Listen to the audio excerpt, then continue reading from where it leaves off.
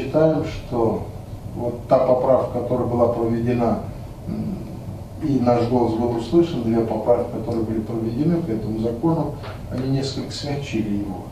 В части защиты, например, лишения права гражданства за те деяния, которые там прописаны. Но это мировая общественность не воспринимает такой подход. И еще одна поправка была принята. В части опасения, значит, по религиозной принадлежности, собираться, быть вместе, читать там проповеди, то ли православие, то ли ислам и так далее. Медина Шарипович сегодня высказал свою озабоченность. Сейчас заканчиваем мы правовую экспертизу вот этих норм федерального закона, принятого Госдумой.